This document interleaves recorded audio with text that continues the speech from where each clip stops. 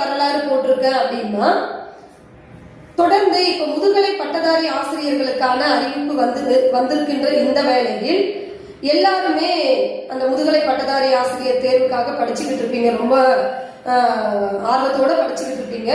அப்படி படிக்கின்ற பொழுது கூட இலக்கியத்தையும் இலக்கணத்தையும் மாற்றி மாற்றி படித்தோம் என்றால் நமக்கு ஆர்வம் கொஞ்சம் கூடுதலாக இருக்கும்.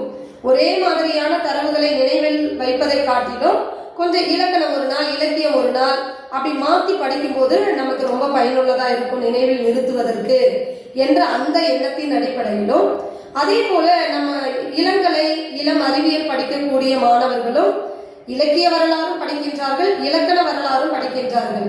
எனவே இரண்டிற்கும் ஏற்ற வகையில் தான் நம்ம காணொலி போடணும் அப்படிங்கிற எண்ணத்தின் அடிப்படையில தாங்க நான் மாத்தி போடலாம் அப்படிங்கிற ஒரு முடிவுக்கு வந்தேன். அந்த வகையில நம்ம இன்னைக்கு இலக்கிய வரலாறை பார்க்க போறோம். இலக்கிய வரலாறு நம்ம சங்க இலக்கியம் அப்படின்றது நமக்கு நினைவுக்கு வரும் இலக்கியம்னு சொன்ன உடனே. அப்ப சங்க இலக்கியம்னா என்ன? பாட்டும் தொகையும் சேர்ந்த தொகுப்பை நம்ம சங்க இலக்கியம்னு சொல்றோம். பாட்டு என்றால் 10 பாட்டு, தொகை என்றால் 8 தொகை இல்லையா? அதுல முதலாவது இருக்கக்கூடிய இந்த 8 தொகை நூல்களுக்கான ஒரு சின்ன வரலாறு குறித்து தான் நம்ம இன்றைக்கு காணொலியில பார்க்க போறோம்.